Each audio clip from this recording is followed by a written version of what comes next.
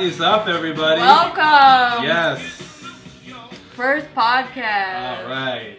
Welcome to the Matthew and Erica show. I'm Matthew. And I'm Erica. And let me shut this off all the way here. It's unprofessional. Welcome to our first episode Woohoo! ever. We have two really cool guests, and let's just get right into it. Our guest tonight is Alex and Daryl. Hello. And Hi. let's get you in here properly. Oops. All right. Yeah. Synthetic applause. Yeah. We got a big crowd here Thank tonight. you, fake people. Yes. Edit that out. All right. So, yes, welcome, Alex and Daryl. Welcome. They're from the DuPage. So you guys have changed the name, right? Yeah. You guys. So let's just get right into it. So you guys were Bernie Sanders, DuPage for Bernie Sanders. Yeah, we were DuPage County for Bernie Sanders. Right. Now And- DuPage County Progressives. Yeah. All right. And we are working with as part of a larger coalition with other groups who were county-based Bernie Sanders volunteer networks. So Kane County, there was one in Will County, but it's still kind of getting off the ground, right? They're still solidifying. No, stuff. they have a Will County Progressives. Yeah. They meet every Friday. They've taken more of a path. I think they filed as a 501c something or yeah. other. So they're a little bit more official than we are. But yeah. So we're part of a larger, hopefully going to be a statewide organization at some point. But the nature of that organization is still kind of up in the air right now. It's just a forum for activism and interaction with local politics. We don't have any kind of legal status. I don't know about you. I'm trying to avoid legal status. We're a network. Yes. We're a network that's part of a larger network that's part of a larger network. What we try and do is, like what Bernie said, revolutions happen from the bottom up. So from a very early standpoint, we had a laser sharp focus on regional activities. Yes. And we've been expanding, formed our coalition with, our sister group, Kane County Progressives, which also used to be Kane County for Bernie Sanders.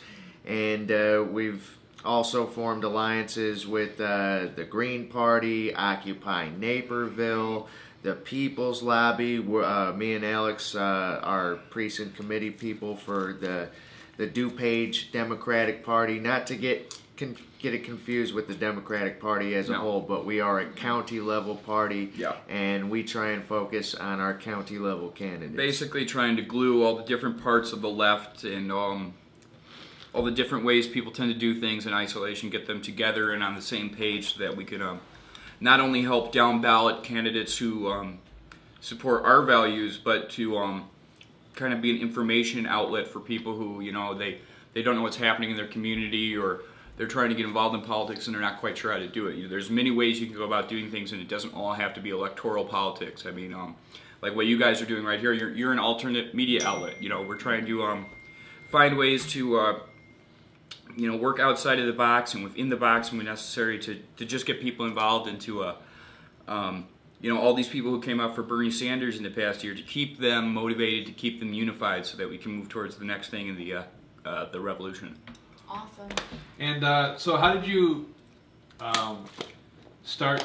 Like, how did you guys two meet? Like, how did you guys come up with this idea of this group here? I'll go on my part of it first, but I'll try and be as quick as possible. So, like, I've been involved in kind of like an armchair philosopher way with politics for a long time. I've always been trying to, I'm a student of history and stuff like that, and I've always tried to look at, what's actually happening. And without going into a life story about it, the Bernie Sanders campaign was something that I thought something like that would happen in my lifetime. I thought something like that would kind of come out of all the turmoil of the past 30, 40 years, but I never thought it would happen this quickly or this soon. So, I never thought somebody like Bernie Sanders would actually run for president. To me, presidencies don't really mean a lot of things. They're figureheads at best. But the Bernie Sanders campaign, the second I found out he was going to run, I signed up to volunteer, and then after about 2 months, I realized when he said Grassroots Network, he actually meant Grassroots Network. Yeah. So I kind of went out looking. I ended up at a local Democratic Party meeting where I spent the day arguing with a bunch of people who you're not supposed to argue with because I didn't know they were state, senators or things like that, and a group of Vietnam veterans and a couple other activists, Vince Hart, Paul Sorgel, and Gary Kleppe, asked me if I wanted to start the DuPage wing of the Bernie Sanders Network, and I said, yes, of course, I would love to. And then I got in my car and I drove away, and I had no idea what the hell I just committed to. So I started looking for other people who were trying to do similar things. I used the Bernie website to kind of plan an event, and I didn't really know, I know a reasonable amount of what goes on large-scale politics, but down-ballot stuff and local stuff, which is the stuff that really counts, it's the stuff you can actually really control relatively easily, I had no clue. And so I started getting guidance from a couple of people who were involved in, I guess for lack of, the island of misfit toys, the real left-wingers who are out in Red County. Right. And I had a Bernie Sanders event where we were just going to use a walk list to distribute flyers to households around here. And I created that event, and that's when Daryl signed up, and I met Daryl for the first time, so it's nice. We actually met at a York Township meeting before that. Oh yeah, we actually did. Yeah, but But yeah, it kind of took off from there. As far as the actual group, when it's not like we all sat down and we had one person had some brilliant idea. It was a real collaborative effort, and what I like about that is it allowed it to kind of develop naturally based on what we needed to do in the moment. Closest thing I have to a model for it was our Kane County group, Jose Villalobos, who was a delegate out there. I actually went to one of his meetings with Sean Neilwaner, who is one of the field guys for the Bernie campaign out here, and I went over there with a pen and paper and kind of aggressively took notes and blatantly stole how they modeled themselves, and then applied that to our group the best I could. And then a couple months later, Jose came in and he said, "Wow, you guys have a really great group. Where'd you get all these ideas?" And I told him, "Oh, I found them. I found them in the idea closet." But yeah. All right, Daryl. Well, I got involved in the movement about a year ago when I saw on Facebook there was this event at Rosemont for people that wanted to volunteer for the Bernie Sanders campaign. I had known about Bernie for a while, and when he started to run for president, I got kind of fanatical about it, and I was like, I gotta do something to help this guy get elected. So I showed up to this event in Rosemont. They told us to divide up by congressional districts, and I didn't know what my congressional district was at the time. I did a quick Google search and found out that my town is divided into 2 different districts, 6 and 8. So I picked 8. And I ended up meeting Gary, Nina, and Ted Kleppe, the Kleppe family. And they were part of the local DuPage Democrats. And Gary suggested to me that I come to one of the meetings and consider becoming a precinct committee person, which I also didn't know much about at that time. So after that, I went to the York Township meeting, and that's where I met Alex. And Alex spoke during the portion of the meeting where people are speaking about candidates, and he talked about Bernie Sanders, and he also said something along the lines of, if we can win DuPage County, then we can win the entire country. And, obviously we did win DuPage County during the primaries, but that really stuck with me, and I liked the fact that he wanted to start a group that was county-based, and I liked the fact that the DuPage Democrats seemed like, a small organization that was really just run by regular people who genuinely took an interest in helping their community rather than some of these career politicians you run into. So after that, we had a flyering event that launched from Alex's house. There was only 5 people there, and we just basically knocked on doors and talked to people about Bernie Sanders, and nobody knew who he was, not in DuPage County at the time. So When was this? What year? this was August of last year, or maybe it was Labor Day weekend of so last this year. almost happened like literally about a year ago, like from the formation of the group to that York meeting, and all this was all within a period of about 20 days. Wow. So a few weeks later, we organized our first meeting. It was at the College of DuPage.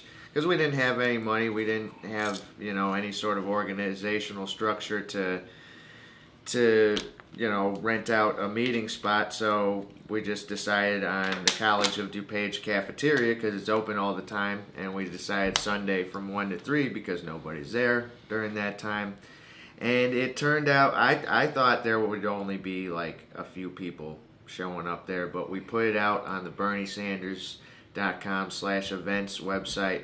We put it on Facebook.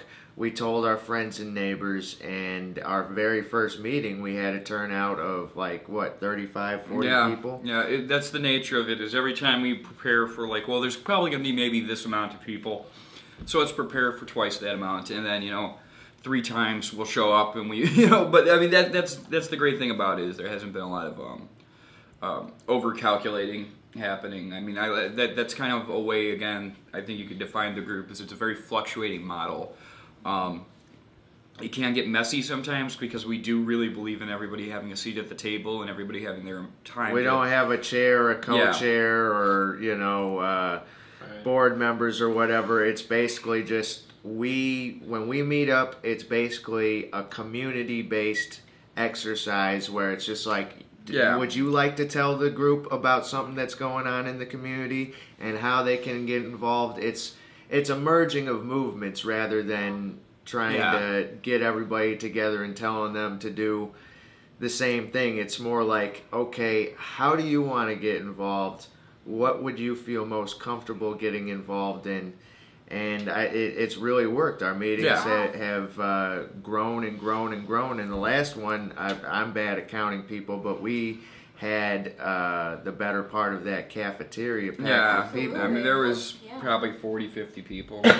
I don't count them anymore because then that way I can exaggerate better later. But, this is what I like about this group too, is that if you're new and you're kind of shy or don't know what to expect there, it's very you guys whatever this person wants to do, you're very you don't just give them stuff and then hope for the best. You're very whatever you want. I don't know how I'm gonna explain this right, but you walk them through it. Or, you walk them through it, and then somebody who's good support system. So somebody who's new to this, don't be afraid of are they just gonna give me a bunch of papers and then send me on my way? They're very whatever you're comfortable with. Yeah, and that's why I like. I mean, that's the way I think good collaborative organizations work. Is that I mean, in the course of a campaign, you do need people who are going to have to hit certain prerequisites. You're going to have to get papers signed. You're going to have to do stuff like that. Sometimes you have to ask people to step outside of their comfort level, but yet there's compelling reasons for it most of the time. And what I find is especially with a thing like the Bernie Sanders campaign. The Bernie Sanders campaign was really, really different from, I think, any presidential campaign I've seen in my lifetime. Where this really was about community, because I mean that was the whole theme of the campaign was this is a moment of transparency where people pulled down barriers and interacted as human beings. That was this kind of brotherly, sisterly nature of the campaign. So I never wanted the group to be anything, because I know when I show up to these things, when I go to political meetings, I mean I'm always somewhat intimidated by the people running them or what I don't know. And what I always wanted to do was I wanted to be a very welcoming atmosphere where you could come to these groups as therapy if you need but I just want talent people. If you ask people to do what they're comfortable with, they'll often go out of their comfort zone and they'll exceed your expectations. And I think that's part of the reason why this organization is successful and why I think the Sanders campaign in general was successful. was because, you know, there is no elitism going on. You know, the people who are, people like me and Daryl or Dan or Mary or whoever, you know, is at the group that day and has stuff on the agenda, we put it on the agenda because we really want, you know, we're motivated by, we think this is what you should know. And if there's something that you think we should know, you have a forum to say that. And in normal political party meetings, or, you know, usually what you'll have is you'll have a, you know, forum where there's a lecture style speaker.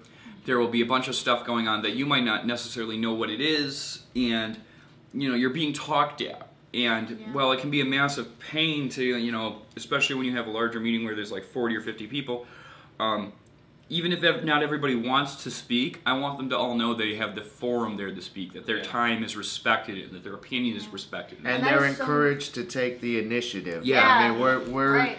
looked at as the leaders of this group sometimes, but our message has always been, we are all leaders. Yeah. You know, we want you to take the initiative. If you want to organize something, organize it. And oftentimes people have taken the initiative and organized events on their own and have been very successful. Yeah. Wow. Well, I hope you guys know that you're definitely filling a need within the community, because there's a huge need for that, for people, you know, to have a platform to speak on like what they want to, you know, talk about, you know. So I think that's really, really great. So you guys had your first, the new title, the DuPage, the Progressive. You had that like early August. Yeah. Well, we voted on it. We voted on the name, and like, I mean, it could be called like Monty Python's Flying Circus. I mean, I really don't care what the group name is. But like, share like how did that go? Like, who? Well, it was kind of, it was funny because, like, I think that says something about the nature of the group, where the group didn't. It still is, you know, this multi-party coalition organism. You know, that's what it is. The name change was basically. Some of us who, again, we're a little bit more on the organizational level, like we don't use the term leader, like Daryl said, but, you know, we want everybody, when everybody was called Bernie Sanders group this, Bernie Sanders group that, we all know what the hell we were looking at. Right. So the groups kind of outside of Cook County were changing their name to the Progressive title, just so we can all coordinate as one entity. I ultimately would like it to become one entity that has its own delegation system and, you know, coordinates on, you know, if this county needs help with this issue or this candidate, this county can help them out and vice versa. But the actual name change, I think, wasn't the most important thing of the day. Other groups can get bogged down. I've been part of groups where we've gotten bogged down, argued for weeks about name changes. At this meeting, like, we were about to open the floor up for discussion, and at the last moment I was just like, wait a minute. All in favor of DuPage County Progressive, say aye, and everybody, it was unanimous, and it was just like, okay, moving on, you know. Semantics is poison, you know. It's just like, we don't care. We're a community, and Progressives is an inclusive name. I would have kind of liked something with Revolution. Yeah, I would have too. You know? Other people were just like, we don't want to scare anybody away, and I was just like, well, you know, that's what we're about. Other groups change their names to this county Progressives, that county Progressives, so it just made sense. And now we're the same group doing the same things, trying to continue the revolution on a local and regional level. And that's what we've always been about, even when we were we've never been just about trying to get Bernie Sanders elected. Right. The people that recruited us into this movement, people like Gary Kleppe and Dan Bailey and Vince Hart, they've always had the vision that this is a long-term sustainable movement where we have to move up the ladder from the bottom up, and it's not going to happen overnight. It's not going to happen with the changing of guard of the president at the top. Mm-hmm. Change always takes place from the bottom up. So talk about how that, like, who's the speakers? Okay. Because one of them was Michelle, who was going to be a guest soon on this podcast.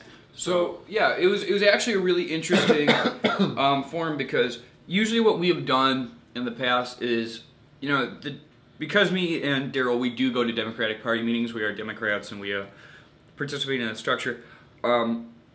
Depending on what township you're at, and this isn't a slight to any township, it's just they all have different organizational styles. So some you might get a candidate, they get to talk for 6 minutes, and then you'll get to do questions for 6 minutes. And there's some where you only have 2 minutes to talk and whatever, or top. And throughout this campaign season, we would invite local candidates all the time to come speak with us. And the premise was that you don't have to behave the same way here as you necessarily have to at like a Democratic Party meeting. You're going to get different lines of questioning. You're going to, you know, we can't protect you, but we can certainly help you by getting your name out and stuff like that. But you're going to have to answer real questions and not just, you know, half measures. So we've had a handful of candidates, and there's too many of them to name, who always came there, whether they would come for, you know, opportunistic reasons sometimes, but more often than not they came because they actually wanted to understand what this Bernie Sanders thing was. And so if this is a testament to the work the group has done at all, our last meeting we had what, like 7 campaigns? Let's go over it. We had Amanda Howland running for congressional representative of Illinois District. That's Roskam's District 6. That's Peter Roskam's district. We had a representative from Greg Jose's campaign. He's running for state representative of, I forget which district, but it's in the Lisle, Downers Grove area. We had Liz Chaplin running for County Board District 2.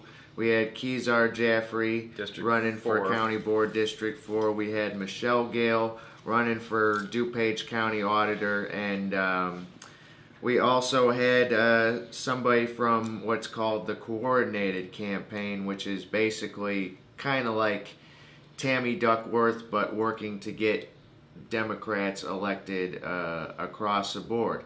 In addition to that, we had... and I think I'm leaving a candidate or two out, but in addition to that, we had Tammy Duckworth's Green Party opponent, Scott Summers, speak on behalf of his campaign. We had one of our friends, Keith Klingeman, speak on behalf of Jill Stein, and we had the DuPage Green Party chair, Steve Alish, talk about how to get people more involved with his party. And the interesting part is we had our DuPage DuPage County Democratic Party chair Bob there, and they actually had an exchange where they talked about different strategies. Some people might have viewed it as, you know, I don't think it was hostile. No, I don't think it was. I think it was actually a great exchange of ideas that probably neither of them would have even they probably wouldn't have even have thought about meeting before, had we not been pushing the idea that anybody that shares our progressive values is on our side, whether they agree about strategy or not. So it was a great opportunity to have a public discussion about, you know, the problems that Dems and Greens have with each other, and also the things that we have in common with each other. Because until the Greens start running people on county level tickets, which they aren't right now in our county, then there's no reason they shouldn't vote for our progressive county level candidates like Michelle Gale running for county auditor, Liz Chaplin running for DuPage County Board, and some of the more other progressive candidates that have that we've run into. So there's really a chance for an alliance there, and I think there's many, and we already have worked. Dems and Greens already have worked together on the local level in several areas. We see each other at a lot of the same issues-based rallies and meetings. Like today, there were Dems and Greens at No TPP strategy session, and we were talking about having them work together for the Naperville parade coming up. We'll see how that works out. Yeah. And just like for the people who aren't really involved in politics, can you just zoom out and explain why this is important that all these people are running for office? Explain in the broader picture, like why is this so important? Why are the candidates running for office, or? No, yeah, like just what you guys are talking about, because you guys are going over the importance of down ballot candidates and having a coalition. Down ballot candidates really are like let's look at it this way. Say you want to write a letter to your congressman, right? Let's use my favorite congressman, Peter Roskam.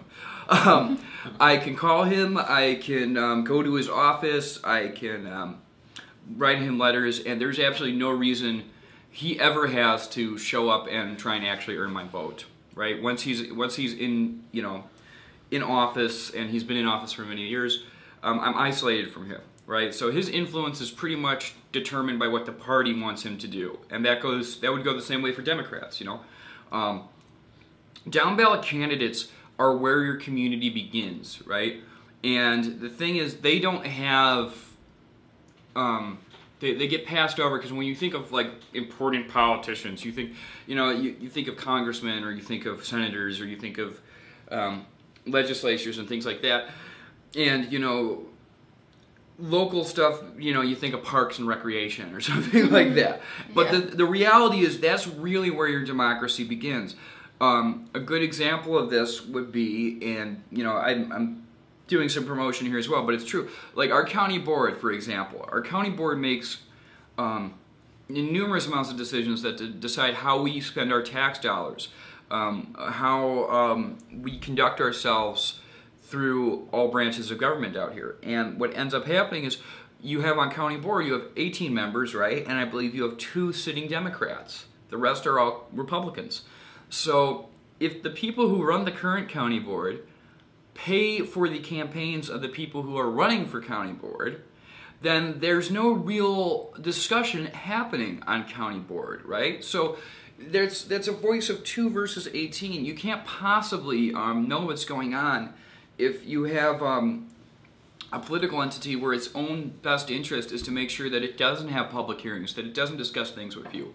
It's basically the Republican machine in DuPage County is a network of people who just want to collect a paycheck with doing very little work, and also people who just want to make deals with their friends using county resources and county funds, our tax dollars. Right, so that's what I wanted to touch on really quick, is that's the reason why it's so important that these Democrats are running for office. And that means we get more people in our party, which means a more diverse... These Democrats are very important because, and again, like the machine I just used to describe county board could be used to describe the Chicago Democratic machine. I'm just using that example because it's the one that's relevant, but all these people who out here in DuPage are running for county board or whatever office they're running for, they're very, very important because, quite frankly, they're in a position where they can't be isolated from you. If they want your vote, they have to go out and get it. So if you do the work of going to party meetings, going to the kind of meetings that me and Daryl host, going to campaign events, and questioning these candidates, letting them know that this is the issue, these are the issues that you support, these are the issues that demand your vote.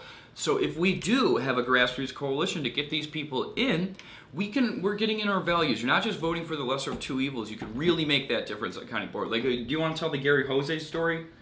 I think that's a very good... I think it's also important to engage with even more moderate candidates and show support for them if they show a willingness to cooperate or to even endorse the values of your movement. At our last meeting, we had a representative of Greg Hosey running for state representative, and he said, well, Greg is in favor of a $15 minimum wage, but he can't say that publicly. And so a few of our members, especially Vince Hart, said, well, why on earth would we vote for him if he can't even say publicly what the Democratic platform says publicly? Yeah. I mean, now that it's on the Democratic platform, there is no excuse other than basically just trying to play the game to get elected to win. And what the candidates are starting to understand is that we don't want just somebody who's going to win and do what's right most of the time. We want somebody that actually fights for the people. Yeah. And so when we gave this representative a hard time during the course of the meeting, he called Greg Hosey. He called his boss, said,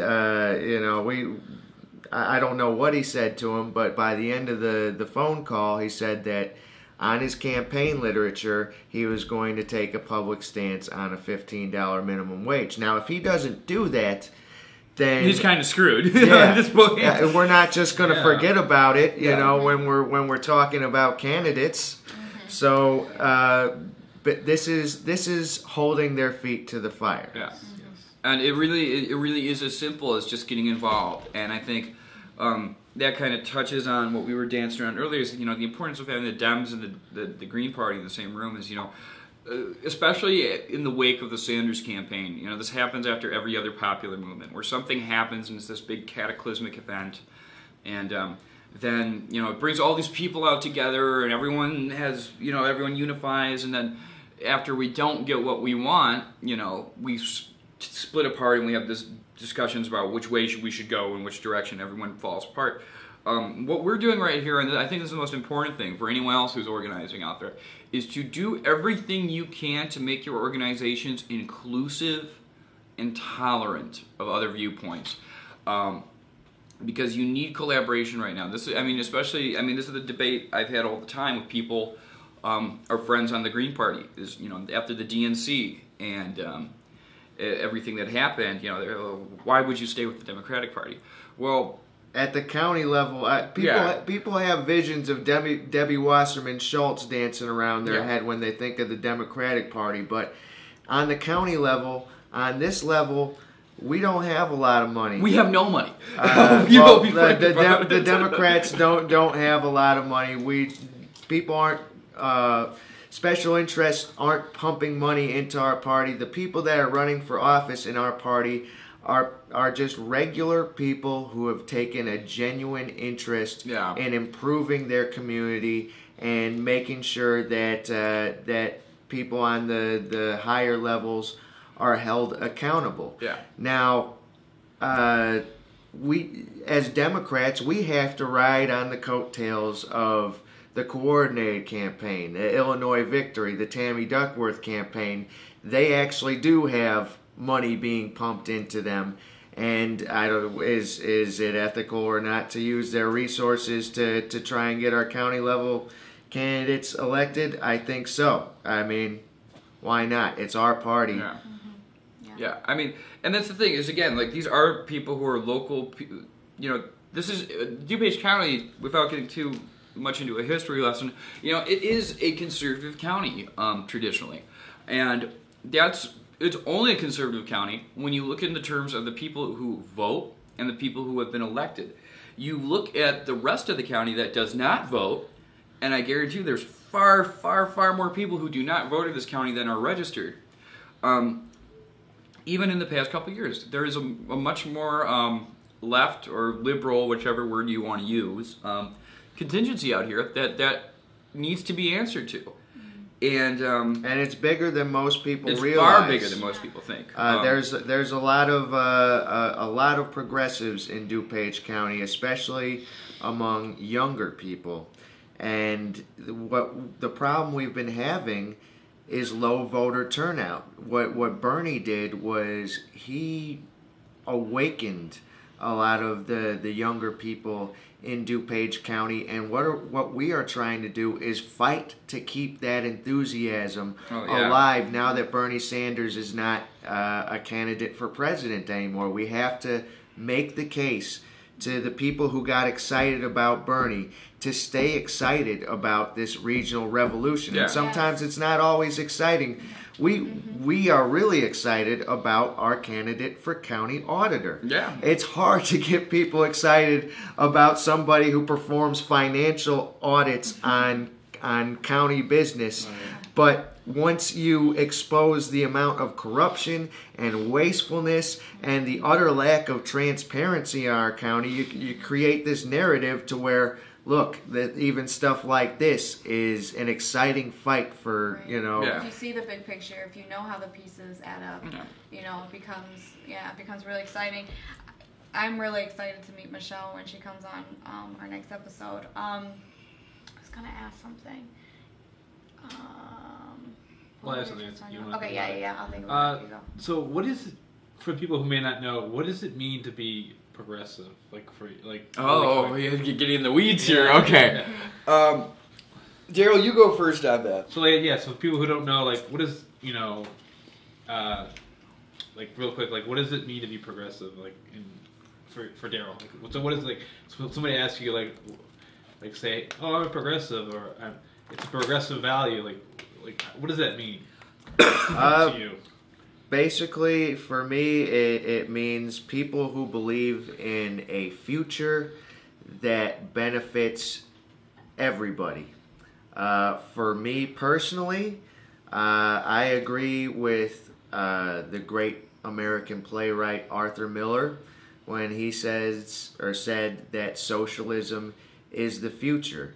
As a business owner, I can tell you first and foremost that we live in an economy where we have to compete just to be able to pay our bills, to stay alive, to keep a roof over our head.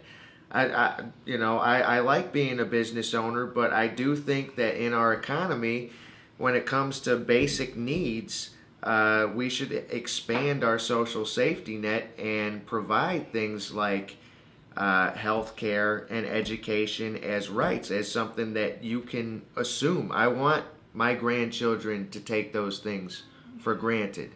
And I want a future that works for everybody. That's a progressive to me. And do you believe that I think this is true. I think if you sat down with somebody who was a conservative or a moderate, I think if you sat down with them one-on-one, I think they would probably realize they're more progressive than they actually think they are. Yeah. And their ideas, like if they're working 2 or 3 jobs, especially, and they're and they have a family and they're trying to pay off these bills. I think if you showed like what you believe in, I think they'd be like, oh my gosh, I guess I am more of a progressive than a conservative. But yeah. And I think like touching on progressiveness, so what we're actually touching on is human nature, and what we're all here, the human condition, and what we're all here for, what we strive for, which is connection, with everyone. And I think, that's what I really like about the progressive, movement. Chomsky defined it. I was actually reading a thing called Z Magazine, which for those of you who go to libraries, check it out. It's a leftist progressive magazine that's been going on for I think like 30, 40 years now, and excellent source of material. But yeah, I was reading a Chomsky interview in there, and someone asked him this very question, a version of this question, which is, how do you define the left? And he said it is, it's all things decent. And he usually doesn't go into something that vague, but you know what? I think Daryl really hit it on the head, and like what you were talking about, it's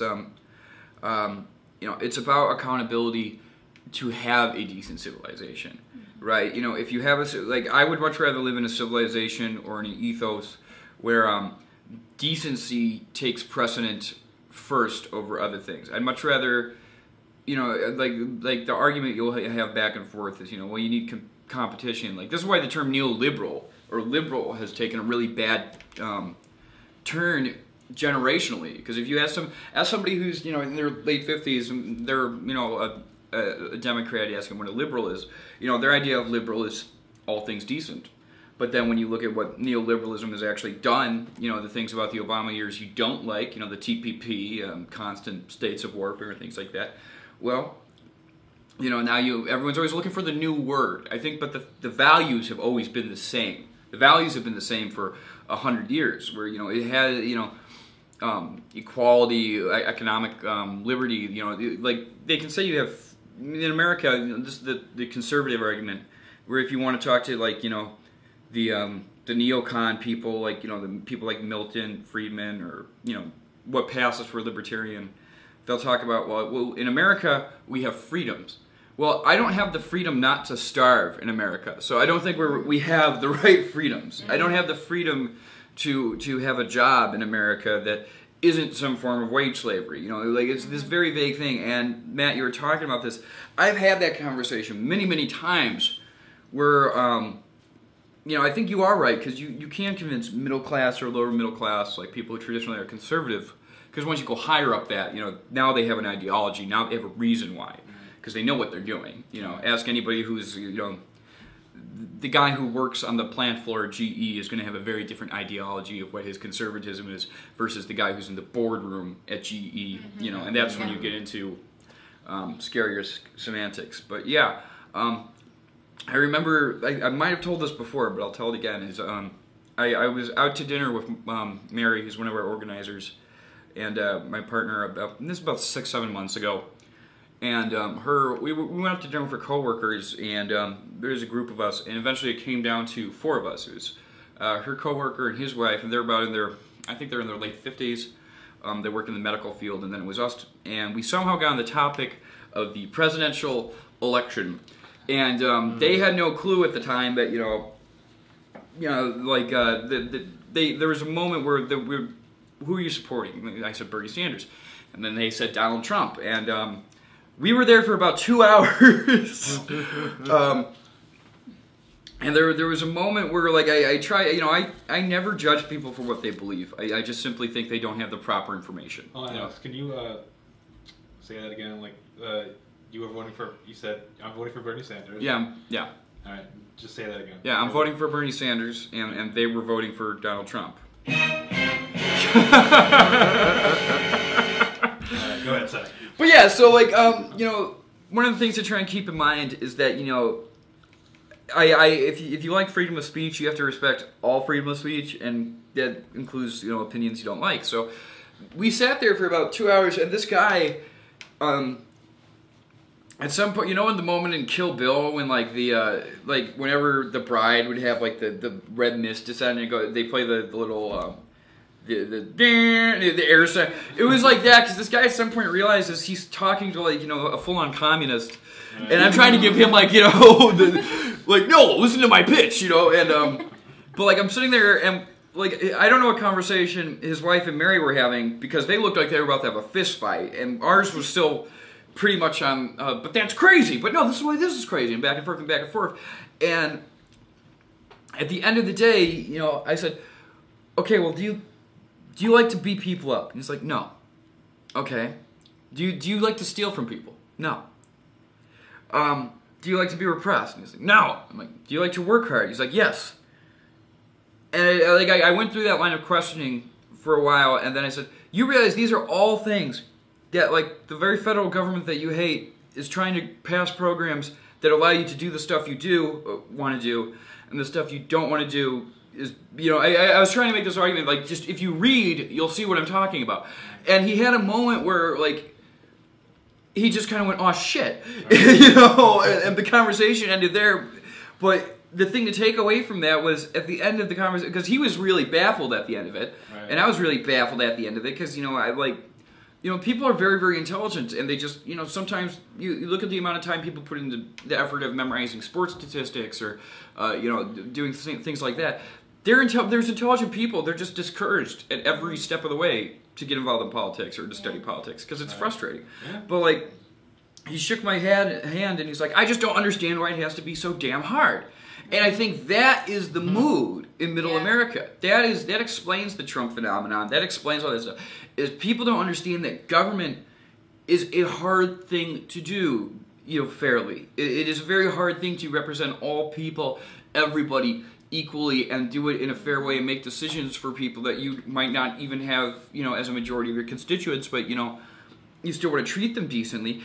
And I think Americans just don't, anybody, I just don't think people understand how much red tape you have to go through. And whenever somebody shows up and says, oh, we'll do this, and it'll be all done, it will be, everything will be solved, you should be skeptical of that. And I've heard that criticism about Bernie Sanders, where there's Democrats that we know, who we want to respect, but will tell us, Bernie Sanders just wants, all those Bernie Sanders people just want free stuff.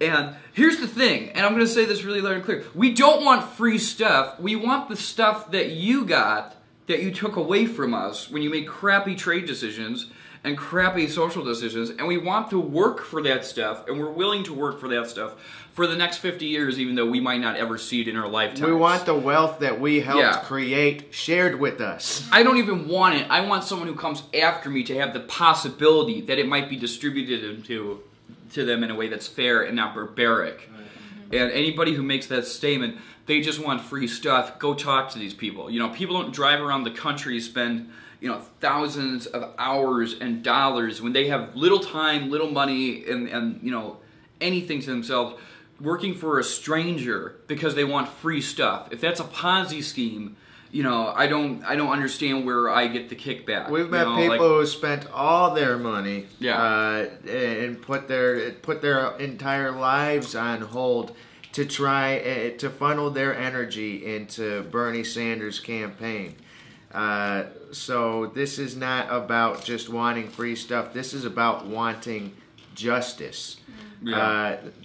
Free health care. I mean, to even put it in those terms is a form of capitalism. Yeah. Because why would you even put a monetary value on something that is necessary? We're human beings. Why are we in competition with each other simply to survive? It's because of this profit motive we have in industries that provide, the basic things that keep society going. Right. So then my question is, because we talk about cutting through red tape, people getting discouraged. How do you get people motivated to want to keep going? Like, do you guys have any advice? How do you guys keep going? Well, the way I keep going, and everyone's going to have a different answer, but I look at it's kind of a hard question to answer, but it's at the same time, the simplest way I could put it is when people go into a room and, they see the same 4 people coming every single time. When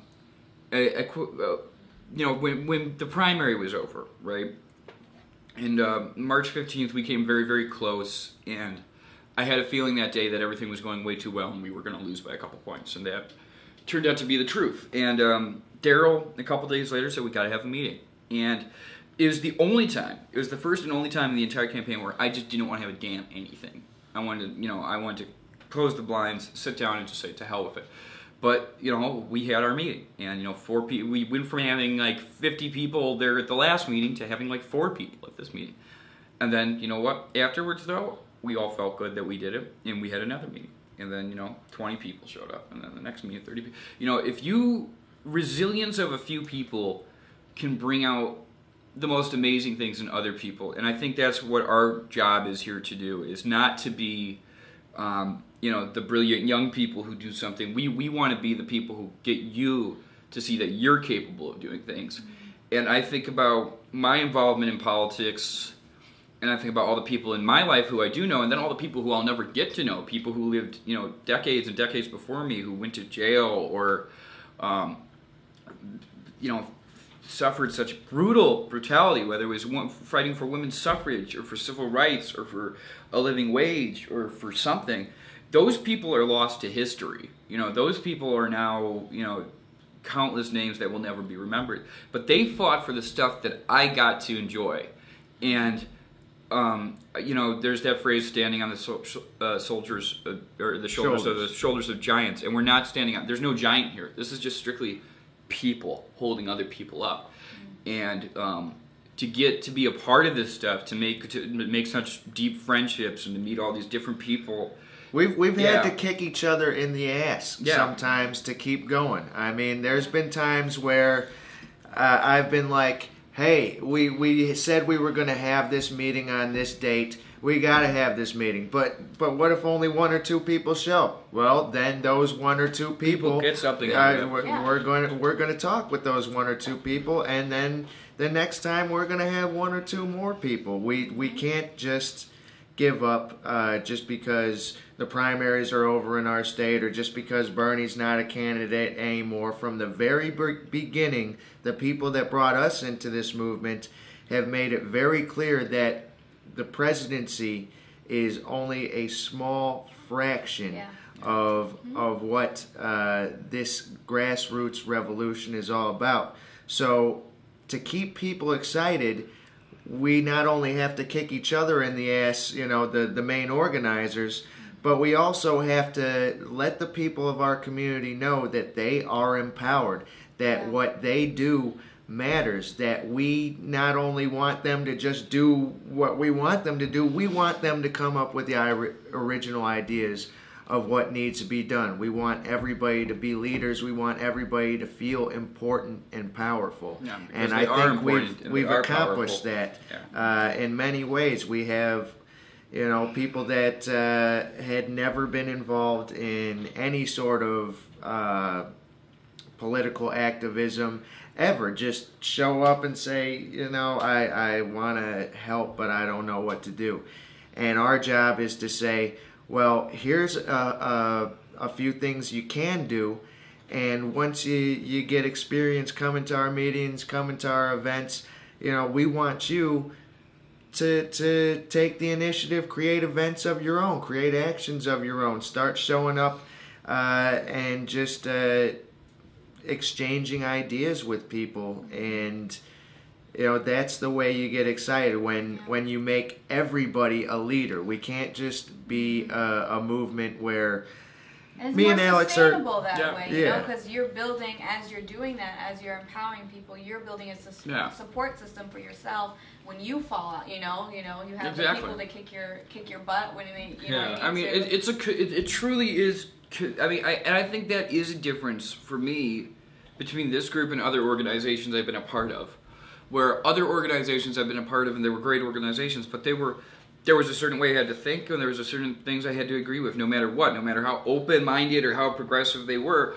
I couldn't, you know, I mean, at the end of the day, you know, I need to be in a room where I can share the humor with somebody, you know, I mean, like, you know, and it's, I have family here now, you know, and that's the way I look at it, is someone walks in through and that's an amazing thing to happen in the course of a year without having to go to, like, an AA meeting or join a cult, you know, like, I got it the best way, you know, and so, I mean, I do it because I want to do it, but I do it because I know I need to do it. Now that I'm doing it, if I don't, like I was, this just happened yesterday, I was working, one of our campaigns, one of our candidates who we're really excited about is Liz Chaplin, who's on county board, who is, and you know, a little bit of a pitch here, but still, absolutely amazing candidate, amazing public servant, and is going up against some strong competition this year in the form of just a candidate who's being whipped, you know, full of money, and you know.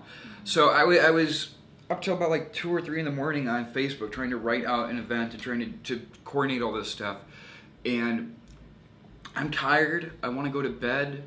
You know, I'm just sitting there, I'm like staring at the laptop. I'm not even doing anything productive. I'm just like kind of typing blindly, and Mary's like, why don't you just go to bed? And I'm like, but I gotta get this done. I'm like, nobody's holding my gun to my head. And the thing is, it probably would have been better if I did it the next morning, you know, bright-eyed and bushy-tailed. But that's the thing about it, is it's like once you get into it, you really can't stop. Right, because you realize, I feel like when you find that support system and you start to take these actions, you realize the consequences for not doing those. You know, if all of a sudden there's a void, you know, and you're not doing this work, and the consequences for that.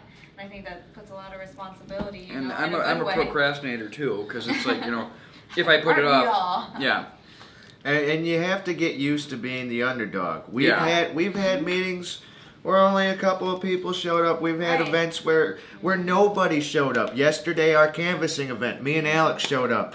The 2 people that signed up didn't show up. Did we cry about it? No. We just said, okay, time to go out and do some canvassing and figure out how we get more people to do this with us. And people don't understand that that's the process of any startup that happens, you know. It's you never want to be right all the time. If you're right all the time, you're not asking the right questions. Yeah, absolutely. So I wanted to move on to, if you guys want to talk about the election with Hillary and Trump a little bit, if you guys want to. Oh, yeah. One of the things I wanted to talk about was, like, I think it would be a really good idea to have not just Hillary and Trump, but, you know, Jill Stein and a libertarian. Like, I wish they would just say, like, okay, Clinton and Trump are winning, but why can't we still have, like, the other two parties? Like, why can't they at least show up, like, I know, for people? For people to see. I don't get that. You know what I'm saying, Daryl? Well, basically we have something called the Debate Commission, which is a private organization that somehow sets the rules of how much exposure presidential candidates can get to the American public on the debate stage. In order for Jill Stein or Gary Johnson of the Libertarian Party to be able to even be able allowed to debate the other presidential candidates, whether it's on an official debate stage or in a coffee shop at an unofficial event. It somehow is illegal for them to debate these candidates. Wow. Unless they get a certain, unless they both start polling at 15%, they will not be allowed to debate with them in any capacity, not even on a Facebook thread or a tweet war. It's so ridiculous. Do you know that Jill Stein actually got arrested in 2012 for going in the same, you can look this up, I don't know the entire story, but she got arrested just showing up to the debates between Mitt Romney and Barack Obama in 2012. That's how hardcore it is. This is that people don't know about, that I don't know about, that I feel like, you know, this kind of stuff I know is going on, but like you can't, you know, if you're not in politics, everybody knows it's rigged, but you know, they don't know the specifics of it. Right. Yeah, I mean, and this was Secret Service that bagged her. It is absolutely incredible. You can go online, read the story. You know, it's incredible how the two-party system is basically monopolized by special interests and private special interests. Why do these private institutions like the Debate Commission control what the American public can get exposed to as far as presidential candidates go? Does that seem like a democracy? That seems like the very definition of oligarchy. Yeah. There's a documentary on this that maybe will come to me, but this came out around '92, and it was about I believe it was covering the Democrats, where there were a bunch of candidates. There was like a bunch of people running for president besides Ross Perot and George Bush and Bill Clinton, and they were they had been ousted from the Democratic Party, or they had been third party people, but they were like, it goes into the rules and the laws and how like sponsorship gets involved and who actually ends up on that commission, and it's I'll try and find it and I'll post it on your guys' website. Another example is because Bernie ran on the Democratic ticket because the Democratic Party has more resources, and also we only had to get 5,000 signatures for Bernie in the entire state. For Jill Stein, I think they had to get somewhere around 47,000 signatures, 50,000 signatures. And also, I was hanging with some of my peeps in the Green Party yesterday, and I was asking them, so what do you guys use to target voters? Do you use Vote Builder? And Vote Builder is this excellent software that we Democrats use to target voters. They don't even have it, right? Based on, you know, their past voting history and their demographics. It's really advanced software, and it makes or breaks an election. That's how we did so well in the primaries with Bernie, especially in DuPage County.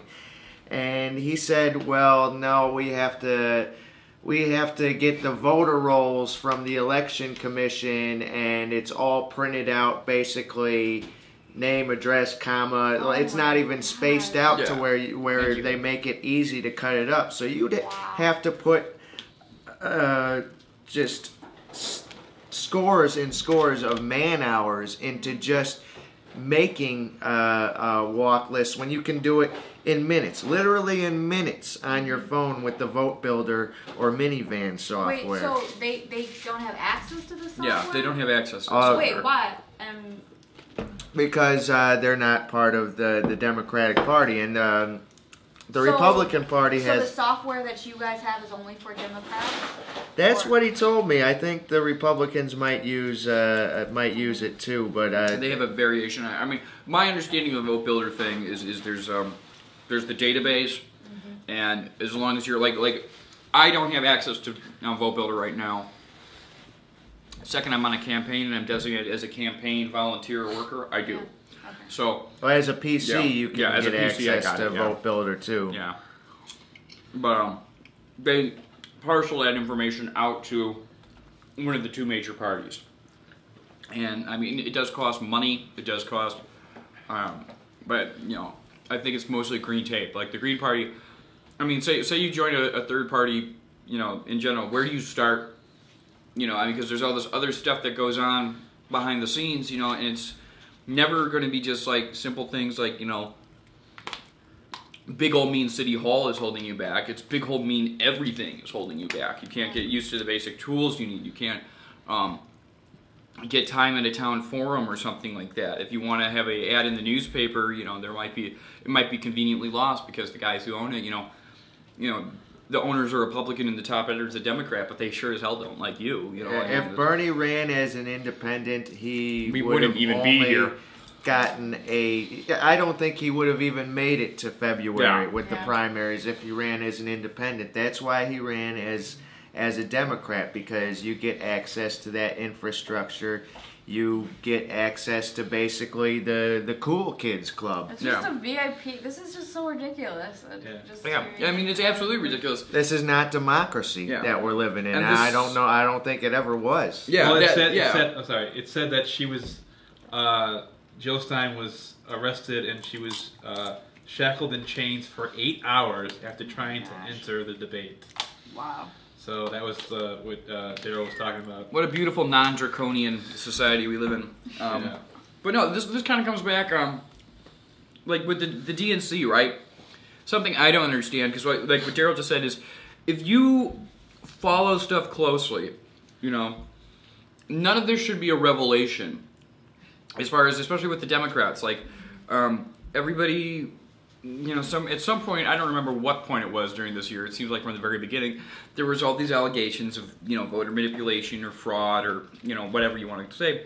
But it was very clear from the beginning, as it should be always clear, that anybody like Bernie Sanders is not going to be favored by either of the major political parties, and they are a massive machine that is owned by you know, many different entities that do not have your interest in mind. And that's the thing is, you ask like we kind of talked about this before, where you know, say the average American doesn't know what's going on. Well, the average American does know politics is screwed. You ask them that, and they will tell you that. And that's why Trump was so big. Yeah, he's this big guy, and then like he came from money, all this stuff, and he basically flat out says, like, yeah, the system is screwed. Yeah, I paid for these people, and you know, that's why he became so popular. And just like, it's just sad that he transparency and that sort of picture of authenticity, even though it's a screwed up kind of. And he doesn't even understand. He doesn't even understand the process by which it screws you. Yes. But when after the National Convention, and Jill Stein, like, you know, had this huge surge. You know, it's not really a huge surge, but it's something. Everyone's talking about like Dem exit. You know, everyone wants to leave the Democrats, and that's not a good idea. It's not a good idea. Not right now. Here's the reason why that's not a good idea. Why would you do the thing that the system that you're mad at is designed to do? If the DNC, everything about the DNC is true, which it most certainly is, they want you to not be involved. So why would you give them what they want and leave their system where you have all these nice, like, you know, again, me and Daryl aren't like Luke and Han here. You know, we were able to get Vote Builder. We were able to figure it out. We were able to do this stuff. You can do this stuff too and have an effect. But if you leave for a third party, and I'm not saying don't leave for a third party, do what your heart tells you to do, but know that these very real infrastructural challenges are going to be there. And they are going to it's not even like you're going to be, you know, there's going to be a struggle. They're going to just black you out. They do it all the time. Yeah. You know, does anybody recognize the name Rocky De La Fuente? I recognize it from seeing it on the ballot in the primary. That's but a presidential I have no candidate. idea who Nobody Rocky knows De who La they are. Fuente is. They were on many states. Nobody knows who they are. No one's seen a picture of them. You know, so I mean, again, like you want to get the most for the least amount of effort, and I think with third-party organizations, you should know what you're getting into, where you're going to be spending a lot of more effort trying to just convince people you're not insane, you know. And again, that's just building an infrastructure of your party that can compete with the two major parties. We love the people that are putting their energy into independent parties, but for people like me and Alex who have already gotten involved in the Democratic Party, for us to leave our local Democrats, because we're pissed off at the DNC, and to try and take people with us, would basically leave our local Democratic Party to be run by centrists, who would then basically probably team up with the Republican machine, and all of a sudden everybody's in the Independent Party that's being shut out. Yeah, all the work we had done in the past year would be undone, by basically saying, well, this is an insurgency. Yeah. I mean, I know that sounds that's a buzzword, but that's really what it is. This is an insurgency where we have to take over the Democratic Party. Progressives have to take over the Democratic Party from the bottom up, and we need to kick out all the special money interests. That's a long-term goal. It's not going to happen overnight. It's hard to get people excited about that. A lot of people. No, don't say that. We're getting to the point where it's getting exciting. That's what this podcast. I mean, and if third parties, and I come from a third party. I come from a third party where the agenda was infiltrate the Democratic Party, but. Nonetheless, like if there's ever going to be a third party, you need to have people within one of the two majors who are sympathetic to it. And, I think the attitude that me and Daryl and many of our comrades have is going to be the attitude of the future, where this simple, I don't like your flag and your flag looks, or your color is different from mine, you don't match what I'm supposed to like, you're out, We're a lot more tolerant, we agree. I agree with, I think, 90% of the Green Party platform. I don't agree. We want to work with anybody who's a rational person that believes in helping their community. Yeah. Now, obviously, we don't want to team up with somebody that's a member of the Aryan Nation or something like that. Please stop sending us mail. But let's say you got a Republican who's just sick of their party, doesn't like the Democrats. They might be socially liberal, fiscally conservative. Well, we can still work with them on the social issues, and we might even be able to win them over on socialism issues. Yeah.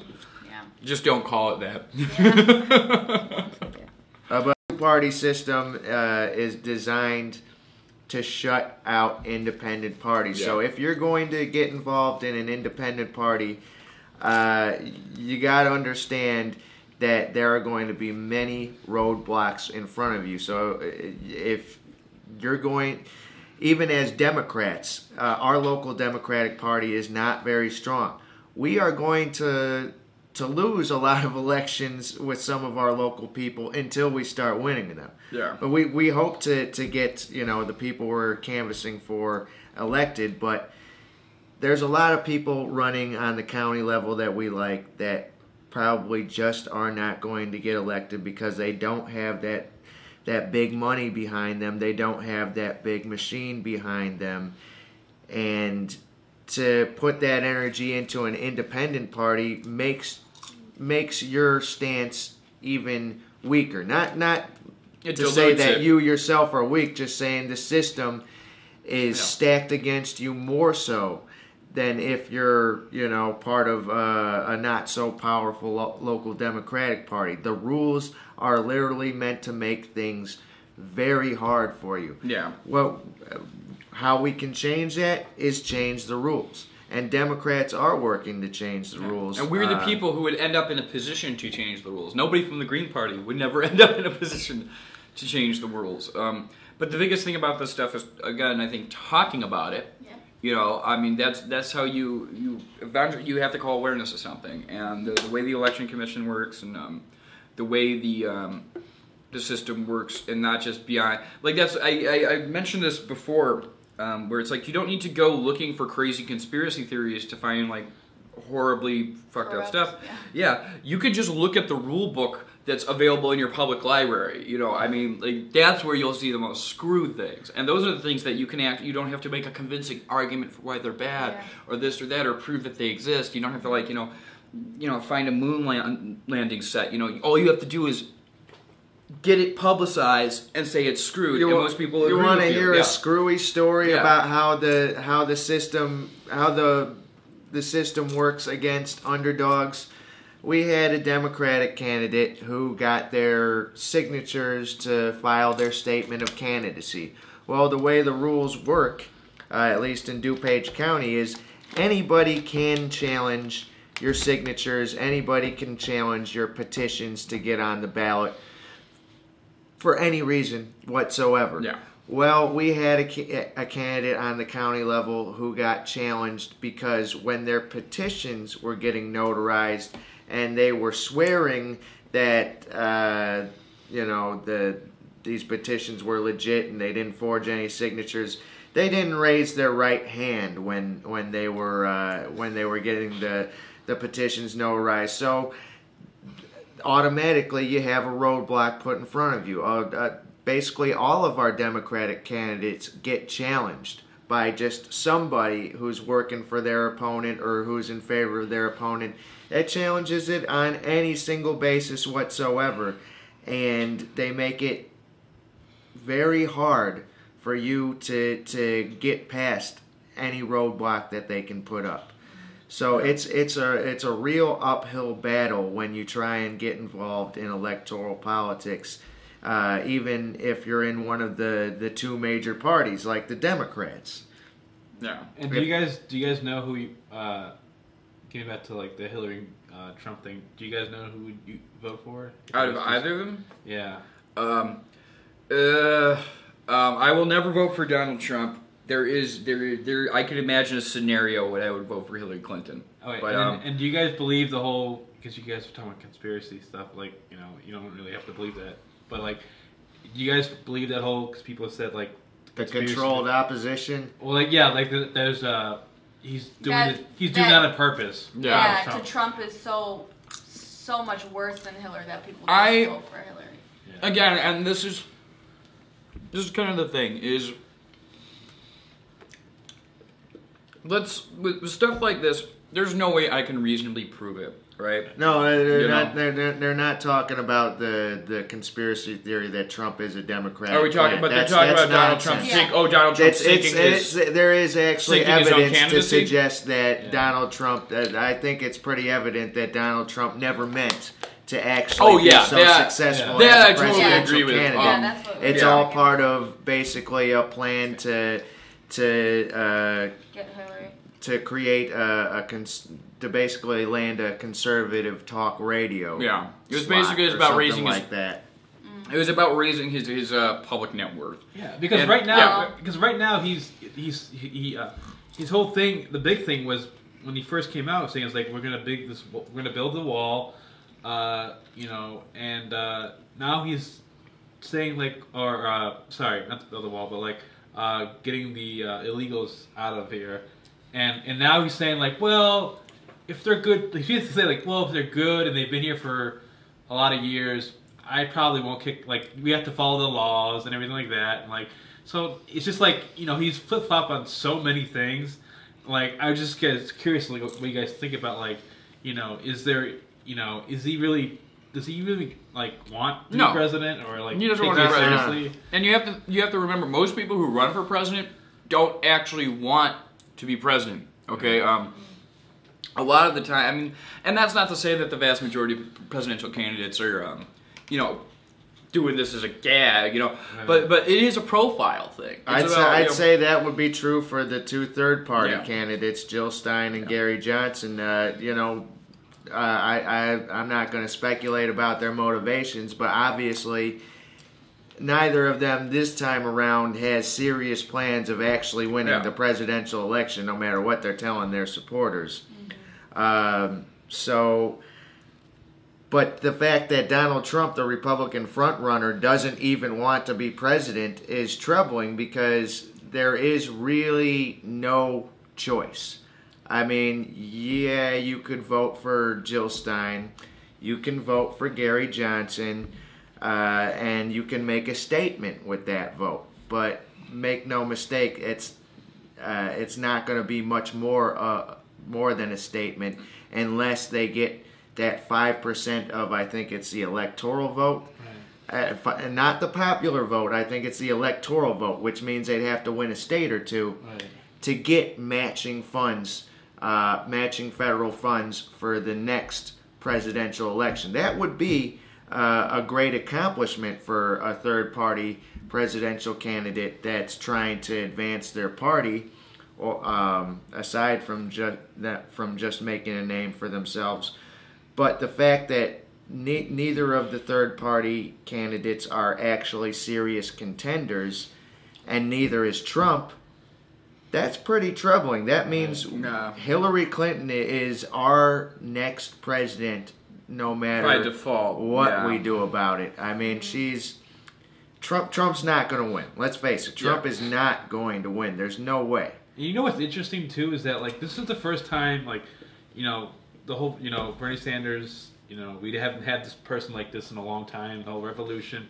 This is also an interesting fact for Democrats and progressives that people who are strong supporters of Hillary Clinton, and I'm with her. It's almost like they're bullying. They were bullying they're being bullies against the Bernie Sanders. Oh people. yeah, I've said it many times. Yeah, and it was so weird, saying but we're on you're being mad at me for being progressive. I don't get why are you doing that? And the way things changed as soon as he endorsed Hillary Clinton, all of a sudden, Clinton supporters that were being condescending, that were openly insulting us and talking down to us, are just they pretend we've been been friends the whole time. Yeah.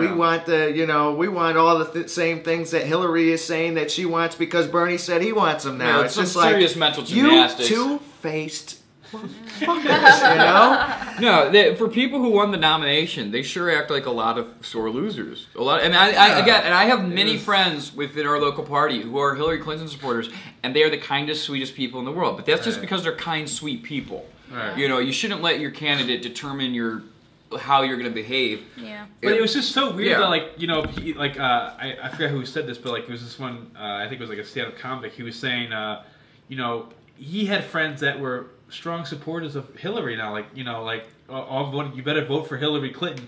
It's just comics are supposed to be these rebel people, giving truth to power. And how can you do that when you're doing that with but you're also voting for Hillary Clinton? It's if who is that famous comic? I forget his name, but it's he would never have done that. He would never said oh yeah, I'm going to say it like it is, but I'm with this corporate person. That makes no sense. Yeah, and that's I think Hillary Clinton. Again, I have no problem. I mean, if I met her, I probably would. But George Carlin, sorry. George Carlin. Yeah. How can you forget George Carlin? I know. But Hillary Clinton. Again, I never have a problem with Hillary Clinton. I have a problem with the multinational corporate entity that Hillary Clinton is. It's the Clinton brand, the Clinton machine. Hillary Clinton, the person, is just a person. And at least with Donald Trump, Donald Trump, make no mistake, is a fucking moron. Okay, he is manipulative in the same way that a 17-year-old in an abusive relationship is manipulative.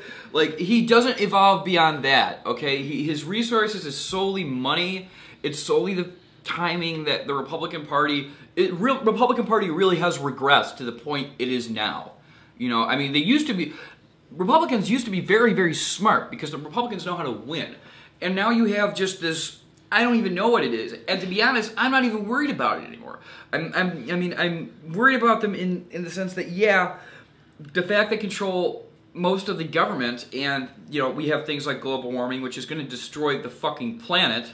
The fact that we're trying to expand war almost everywhere, that's going to destroy the fucking planet. Those are the things that I'm worried about, those issues. And I'm more worried about the Democratic Party winning this election and then all of a sudden just, kind of calming down. We've got 16 years now.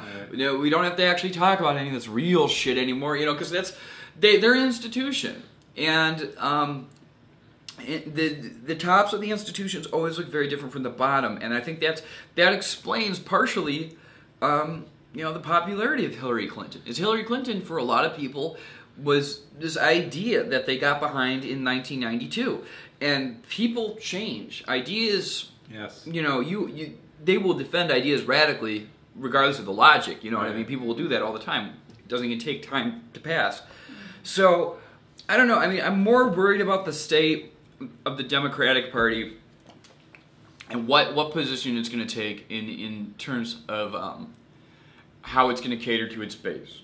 Well, let's not forget the Democratic platform. I mean, I know it's just a platform, but if you have somebody running on a Democratic ticket and they're saying, I'm not in favor of $15 minimum wage, I'm not in favor of free college tuition for families that make under $125,000 a year, you can say to them, well, why are you running as a Democrat? Yeah. Why don't you run as a Republican? You don't share the values of Democratic voters. They wouldn't have adopted that platform if that wasn't what Democratic voters wanted. I want to see the platform have some victories first. I want to see people win with the platform, get legislation going with the platform.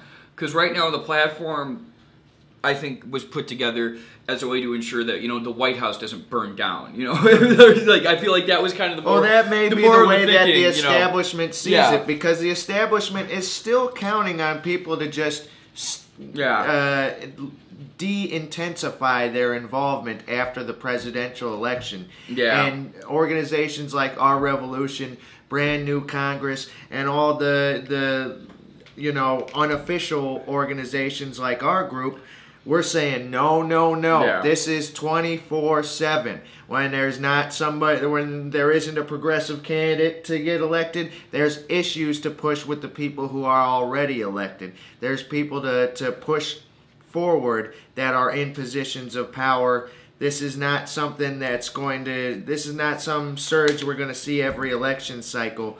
We have to hold our leaders' feet to the fire constantly, which means there's a lot of hard work ahead. Yeah. I just had a quick question. So then, if you say that there's only one scenario where you would vote for Hillary, does that mean that you're not voting? Not voting for the president? Yeah. To be honest, I really don't know. It is so way back last year. Wait a minute. Let me just tell the listeners at home. Yeah, you should do not write in Bernie Sanders. Yes, do not write in Bernie Sanders. You may wipe out your whole ballot, and the down ballot candidates that you vote for will not be counted. If you have to, just leave it blank, but don't write in somebody who is not running. Yeah, it's an easy way for them. Again, this technical stuff we were talking about. It's an easy way for them to dismiss your whole ballot. And they will do it. I know it sucks. There's nothing we can do about it right now, but it's something you should know. If you don't like Hillary or Trump, then write in a third-party candidate. You know, give them a hand. Even if you don't even like that party, it adds to democracy to empower third parties. So, like, seriously, don't write in Bernie Sanders. Don't write in Mickey Mouse. Just make sure you go to the polls. Knowing how you're going to fill everything out. And sorry to cut you off there, that was more important than anything I have to say, definitely. So don't write Mickey Mouse in? Don't write Mickey Mouse in. Don't write anything in. Don't try and be cute, America. Yeah. I want to say sorry about that. Yeah. I have a thing for that. But, So don't write in Mickey Mouse? Don't write in Mickey Mouse. No. Don't write in anybody.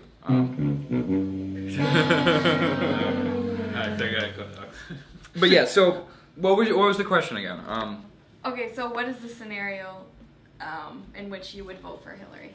The scenario I would vote for Hillary would probably be, it would have to be I live not in a swing state, which I do. I would have to be in a United States in November 2016 where Donald Trump is within a point of winning, a point ahead or a point behind. And, I would have to have some serious reason to believe that the Republicans might have the executive office. Any other scenario bar that, I can't see myself voting for Hillary Clinton. It's... Yeah, and then like I was saying was just like, people were saying like, do you trust Donald Trump with the nuclear codes, all that stuff? If he becomes president, he's going to have all that stuff. Like, I don't really trust Hillary Clinton with those nuclear codes. Yeah. I don't trust any human. I wouldn't trust myself with nuclear codes. Why the hell do we have nuclear codes? Why the hell do we have this shit anyway? fucking crazy? Why does every civilized nation on Earth sitting on all these fucking nukes? Yeah. Somebody thought it was a good idea at the time. Somebody. But yeah, like that's exactly like so like when they make that argument, like, do you really want Donald? Like, I don't trust any. Like, why do we? Yeah. Yeah. Why do we have nuclear codes? Yeah. I mean, the media is trying to paint Donald Trump as somebody that if a foreign diplomat makes fun of his penis, he'll nuke them. Yeah. Obviously, the guy doesn't even want to be president. Whatever happens, we have to think about what would Mike Pence do. Okay. Yeah. What would a Donald Trump administration do? What kind of people would he pick to be leading his cabinet? And that's where the real. But that's not sexy, so we don't talk about it. That's where the real speculation lies. We all know that Donald Trump is capable of saying the stupidest shit in the world, Right. Whether it's on purpose or not. But what would his administration actually do? Because he would do nothing but just spew excrement out of his mouth, which would be damaging in its own way to he wants to our make America national. great again, Daryl. What you know? I don't know what the hell he wants to do, but He has the hats. I think what he wants to do is become a conservative talk radio pundit, and he's just like, why I think he the just hell wants to am I go being home. so popular? I think that's what it is at this point. Is I just want to go home. I don't want to play anymore. I want to. Well, I heard that, you know. I heard that people said like he wasn't serious about it in the very beginning, but like he got this momentum from some reason from all these people, all these racist bigot assholes, and then and he's like, oh shit, like I guess I have to run with this now. Like he said, like people say like he was never actually serious from the get go. Well, I mean, but like he became like this popular like.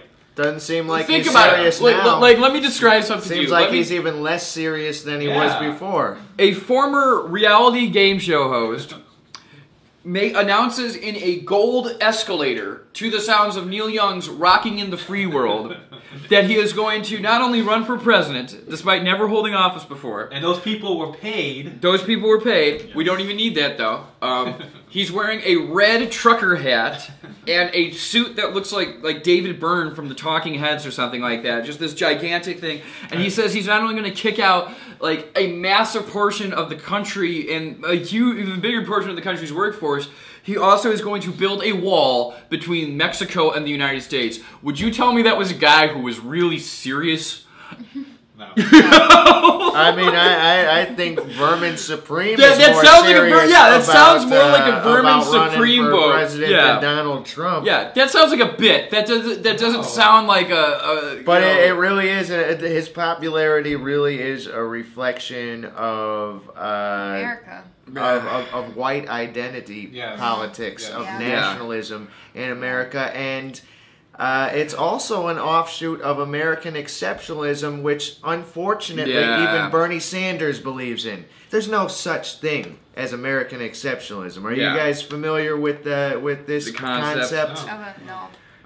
Well, basically, American exceptionalism stems from this idea that some people would put a religious spin on it, saying that America was chosen by God to be the leader of the world, the greatest nation in the world. And some people would just say, well, America was designed by our forefathers who were slave owners and white supremacists themselves.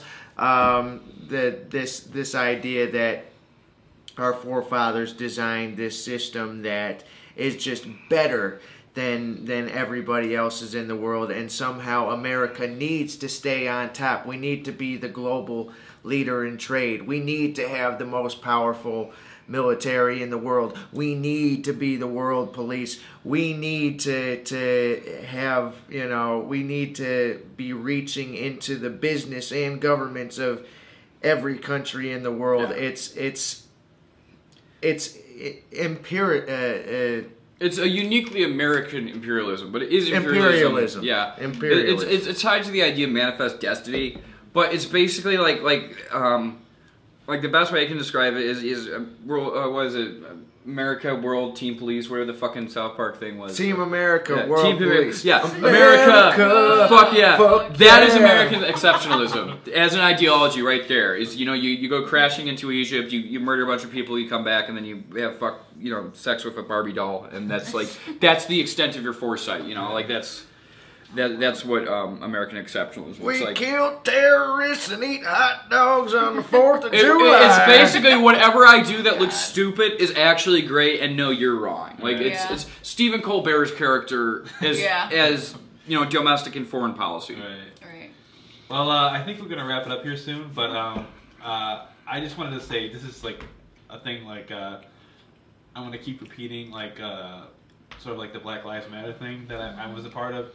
That I support, obviously, but like when people say stuff with Bernie Sanders said like he wants to have the minimum wage $15, people said that's such a crazy thing, or the college, free college education. People would say like that's such a hippie, high in the sky thought. It's so stupid. Why are you thinking that? It's so funny when they say that. Yet we spend billions of dollars for stuff for war and arms dealers, stuff like that. It's just like, oh, we can't spend the money for a $15 minimum wage. Oh, but we got bomb money. Yeah, we got a ton of that. We got plenty of that. Yeah. So I just wanted to say that. That's part of the American exceptionalism. Yeah. We need the biggest military in the world. We need these bombs for this war. We need to be able to kill have. every man, woman on this child several times over in order to maintain our dominance for the betterment of everybody. We know what's best for you. Do you want? Can we educate our own people and give them a free? Fair minimum wage? Oh no, that's stupid. Then why would they want to build the bombs? And we're just going to create an incentive for slackers to take advantage of our system. And what they don't realize is we've already created those incentives. It's called the profit motive. Right. Yeah. Okay, so let's talk about stuff that's coming up. You guys have we're going to be debuting this pretty soon. So do you have anything coming up like within a couple of weeks that you guys want to talk about? Our next meeting is September 11th, second Sunday of the month. All right. College of DuPage Cafeteria, 1 to 3 p.m. There's also a Women Empowering Women event on September 7th at the IBEW Hall in Elmhurst. I can't tell you that exact address, but if you're listening to a podcast, obviously you know how to use Google. Google Women Empowering Women, September 7th. Our local champions, Michelle Gale and Liz Chaplin will be there. And I'm pretty sure me and Alex will be there. Yep. My mom is going to be there, not as a speaker or a special guest, but she's going to be there and she's awesome. Some other stuff, Labor Day's coming up on September 5th. Now, we haven't fully formulated this plan because I was just at a TPP strategy session today, and we know that the Green Party is marching in the Naperville Labor Day Parade, and they've been encouraging the people marching with them to hold no TPP signs. And we're going to talk to our people in the Dems and see if we can march in the parade with them, and we'll hold no TPP signs. Whether they're cool with that or not. I'm assuming they will be cool with that because, if they're not, there's not much they can do to stop us. Exactly.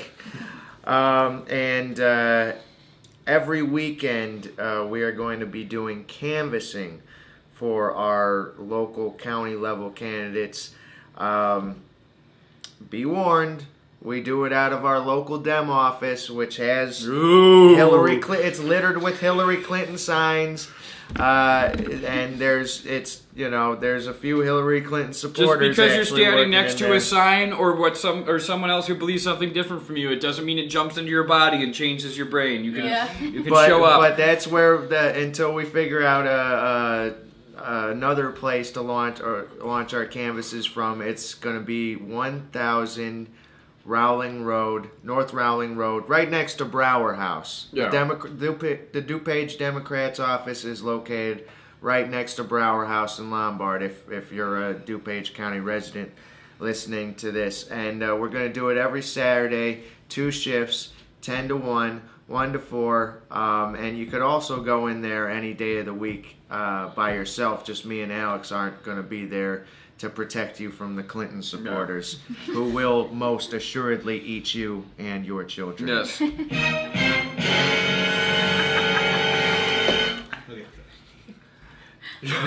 I think you got it all. Good. Yeah. Awesome. All right. Thank you both for coming. Thank It's you good to so be back. Thanks for having us. Thank you. Let's thank you guys so much for coming. There we go. Yeah, the synthetic audience is the best audience. Yay! And thanks for everybody for listening to our Thank very you. first episode. Woohoo! This has been the Matthew and Erica show, and hopefully you guys will tune in next time. Bye-bye. Bye. Bye. Toodles. Kisses.